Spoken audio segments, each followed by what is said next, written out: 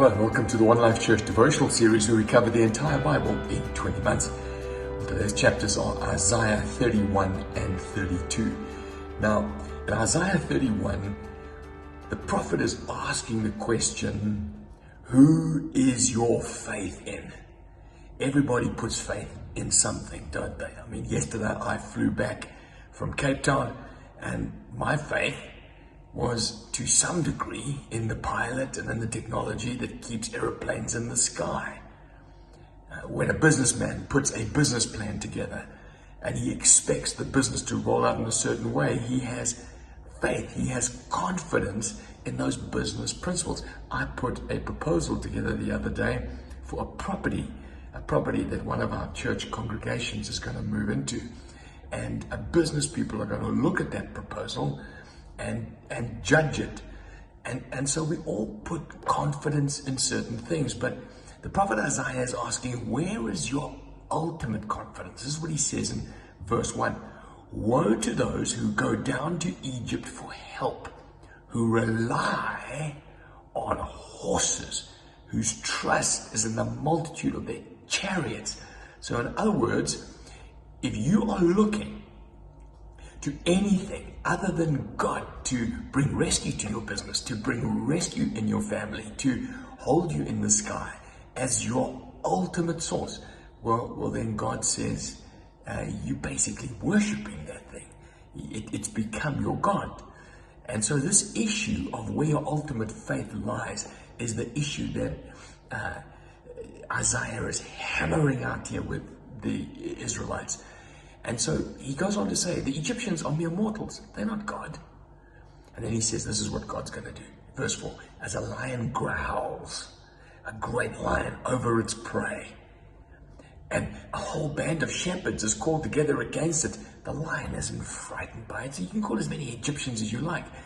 God broods over his people. You should be trusting him, the Lion of Judah.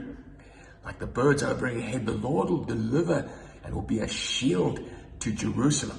Return, Israelites, to the one you have so greatly revolted against. And he says, listen, this is what God's going to do. The Assyrians are going to fall by of no human sword. Now remember, the Assyrians came in, they devastated Jerusalem, they took over the whole of Israel. But in 2 Kings 19, we record the fulfillment of this prophecy of Isaiah.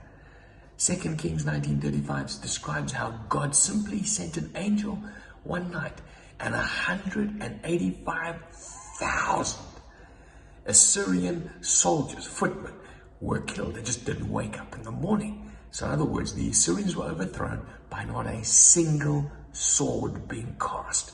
I mean, God's prophecy here is amazing. Now, Isaiah 32 talks about the coming of a righteous king.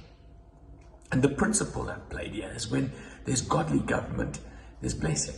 So in other words, a godly husband, there's blessing to the home. Where a godly dad and mom, the blessing to the kids. Where there's a godly leader of a company, there's blessing. And that's the basic principle employed here. See, a king will reign in righteousness, and rulers will rule in justice. So there'll be a king, he'll have some rulers under him, and there'll be justice and there'll be righteousness. Now, most commentators think he's talking about King Hezekiah here. Now, for it to be King Hezekiah, then Isaiah would have to have been prophesying this prophecy before he did chapter 30 and 31. Because obviously there was a decimation and then, Hezekiah. But other commentators say, no, this is probably King Josiah that he was commentating, that he was prophesying in the time of Hezekiah. So this is King Josiah. But whatever natural king it was, remember, Isaiah has this ability to prophesy into what's going to happen in the immediate future, but it's in reference to Jesus, to his coming kingdom. Because Jeremiah uses almost these exact same words when he's speaking about Jesus. He says, behold, the day is coming, says the Lord, that I will raise at David a branch of righteousness. You see, a king of righteousness like this. And the king shall reign and prosper and execute judgment and righteousness on the earth. So this ultimately is speaking about the day when Jesus rules for all eternity. And the rulers that rule with him, well, Peter says that's us, doesn't he? A kingdom of priests, a royal priesthood ruling in righteousness. And then this is what happens when Jesus rules. There's streams in the desert.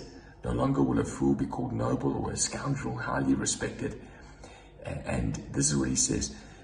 There will come a time where the fortress will be abandoned, where the city will be deserted, it'll be a wasteland forever. But then verse 15 says, till the Spirit is poured out from us on high, and the desert becomes a fertile field, and the fertile field becomes a forest, and the fruit of that righteousness will be peace. There will come a time where Jesus rules in righteousness, and peace will be the mark of his kingdom.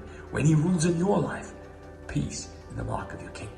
When he rules in your business, when he rules in your family, peace is the mark of his kingdom.